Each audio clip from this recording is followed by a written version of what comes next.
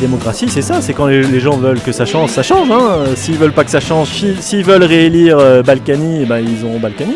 Dans tous les autres pays du monde, lorsque les gens disent stop à la corruption, ça s'arrête. Donc voilà, après, nous en France, on accepte, on pense que c'est pas grave, on pense qu'il n'y a pas de victimes, alors que nous, ce qu'on explique, c'est qu'on est tous victimes. C'est nous qui payons la corruption, la fraude fiscale. C'est des services publics de moins bonne qualité, c'est des prestations sociales moindres, c'est des impôts supplémentaires. Et on accepte de payer ça parce qu'on considère que la corruption et la fraude fiscale, c'est pas si grave que ça. Si on résolvait ce problème, on aurait de l'argent qui rentrerait dans les caisses et on commencerait à rembourser la dette de la France qui est de 2000 milliards. On n'a pas compris que l'argent n'était pas dans la poche des honnêtes citoyens, il était dans la poche des malhonnêtes citoyens qui s'enrichissent avec l'argent public. Tu es donc professeur en lycée à Toulon et apparemment vous avez monté quelque chose de très très intéressant donc à Toulon. C'est un projet qui s'insère essentiellement dans le fait de développer les engagements et les initiatives citoyennes. C'est parti au début de juste créer des jardins autour de cette partie verte de l'établissement qui était pas utilisée en fait. Et puis très vite on a élargi ça au concept général de la transition. On a plusieurs pôles, on a le recyclage, on a la biodiversité, on a eu le gaspillage alimentaire. Donc le but c'est d'intégrer toutes ces thématiques au sein des enseignements, donc dans des projets classes, mais aussi autour d'élèves volontaires qui veulent s'engager dans cette démarche-là. On a eu un gros projet autour du gaspillage alimentaire mené par une classe de première qui a mesuré le gaspillage alimentaire, une véritable étude scientifique, c'est-à-dire que pendant une semaine, ils ont mesuré le gaspillage alimentaire, ils ont trié, ils ont évalué les quantités de légumes, de viande, etc. On est à peu près à 17 tonnes. Je me suis occupé de la partie mathématique. Le prof d'éco-gestion, lui, s'est occupé de tout ce qui est économie, gestion et les métiers. Il y a eu une sensibilisation de fait aux 600 élèves de seconde et ensuite on a refait une mesure du gaspillage alimentaire. On s'est approprié un lieu qui était complètement vide, un espace vert du jardin. C'est un grand lycée, c'est 13 hectares, le lycée du Mont-d'Urville, où là on a créé des bacs en permaculture qui produisent très très bien. Donc formation à la permaculture, du mobilier urbain à partir de palettes, une serre en bouteille de plastique. Le projet de cette année, c'est l'apiculture. On forme plus de 70 apiculteurs. On fabrique une ruche. On a créé un verger. On a créé des éco-brouillons aussi à partir des déchets de la salle des profs. C'est-à-dire tout ce qui est censé partir au recyclage, certes, mais qui n'est pas encore optimisé. On a toujours l'impression, même en tant que prof, que l'éducation nationale c'est rigide, qu'on a peur des choses, mais finalement on peut faire plein de choses. Finalement on peut faire plein de choses, voilà. Après, effectivement, il faut être motivé, il faut être engagé, il faut sortir un petit peu des cadres institutionnels, parfois. Mais on peut toujours, pour ceux qui ont un petit peu de mal à sortir de ces cadres, on peut toujours raccrocher ces projets à un aspect pédagogique, que ce soit d'un programme, d'une matière. C'est vrai que ça demande du temps, mais on a un retour des élèves et un retour de l'engagement des élèves quand même qui est assez gratifiant.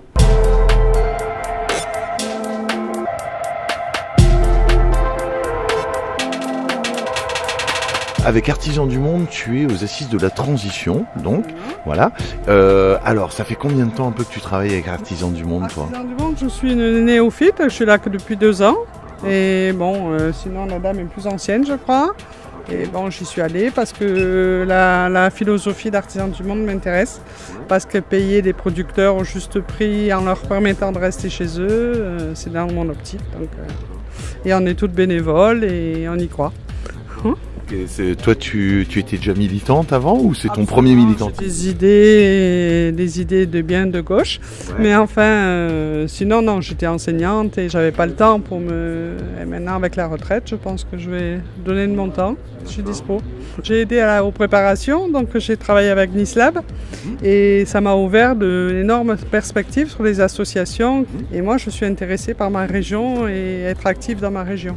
Donc je pense que je vais m'accrocher à une association qui milite davantage à ce niveau. Je ne sais pas si tu connais Solaninsky, qui est un penseur des années 30 et qui expliquait entre autres que, en gros, pour faire une vraie révolution pacifique et intelligente, il fallait aussi que les gens puissent avoir des petites victoires. Moi je serais plutôt de cette formation-là, de Soulalinski, d'ailleurs je le marque, avec des références sur ce qu'il a fait pour bien montrer qui on est, pas se faire galvauder. Si on nous finance tant mieux, sinon voilà, mais on ne changera pas notre démarche.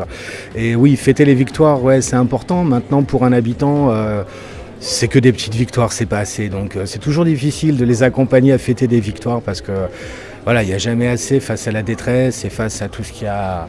Ce qui est intéressant par rapport à Soulalinski, c'est que c'est vraiment s'organiser pour répondre à des besoins et voir jusqu'où on peut aller dans l'action directe non violente. Ouais, c'est aussi le côté radical où on veut vraiment des réponses. Et après, la révolution, je sais pas si à ce point, je sais pas s'il y croyait non plus, mais au moins se faire entendre. Déjà prendre conscience qu'on peut faire quelque chose, qu'on n'est pas stupide. On peut parler à des élus, on peut parler en comité de pilotage. Donc franchement, au bout d'un moment, ils prennent conscience et confiance en eux, quoi. À côté, là, il y a Geneviève Fontaine qui travaille sur les communs. Les communs sont finalement un espace entre le public et entre le privé, donc l'on peut investir, mais en même temps, les communs qu'on peut imaginer pour demain, ça c'est une proposition que j'ai faite, c'est peut-être pas les communs bucoliques qu'on a imaginé, c'est-à-dire une prairie, une rivière avec plein de poissons, et puis comment on se la partage sans se l'approprier et puis détruire la ressource. Même, moi j'ai un problème avec la notion même de ressources, mais peu importe, je pense que si on parle de ressources, on a déjà perdu en fait. Par contre, demain, ça va pas être ça. Les communs, ça va être aussi ce que j'appelle moi des communs négatifs, c'est-à-dire une rivière polluée, une centrale nucléaire dont personne ne veut, et donc la question, ça va pas être tout le monde veut s'approprier finalement ce qui reste parce que c'est super. La question, ça va être aussi de gérer l'inappropriable parce que personne ne veut se l'approprier. Donc voilà, ça renverse aussi un peu la question. Il y a matière à repenser les communs à cette aune-là. Donc c'est vraiment une autre manière de penser les choses. Ça demande un autre radar, peut-être en termes politiques, une autre manière de penser les échelles, les territoires. C'est ça qui est difficile aussi parce qu'il faut le faire très rapidement. Les assises ont été conçues comme ça, comme une exposition de modèles qu'on peut imiter. On est en retard par rapport à l'Alsace, par rapport à la Bretagne, par rapport au Sud-Ouest, par rapport au Massif central, par rapport à la Catalogne. Enfin, on est notre statut d'enclave géographique et d'enclave politique fait qu'on est extrêmement en retard sur tous les processus de transition. Grâce aux assises, on peut déjà montrer ce qui est très difficile à montrer sur les Alpes-Maritimes et les territoires proches. Et alors toi, ça te fait quoi alors de voir tout ça, ça y est, c'est mis en place, ça y est, c'est parti enfin? Moi, je suis très touchée parce que je suis neurobiologiste, je suis au CNRS, mais je ne travaille pas spécialement sur l'écologie, mais ce sont des problèmes qui me touchent en tant que citoyenne. Et j'étais tellement contente de pouvoir me mettre à disposition de cet événement pour pouvoir contribuer à ma modeste façon à cet événement avec mes possibilités. Donc moi, c'est la première fois que je fais ça, commissaire d'une exposition, et c'était une magnifique expérience, j'ai vraiment adoré. Et voilà, c'était à refaire avec plaisir, quoi.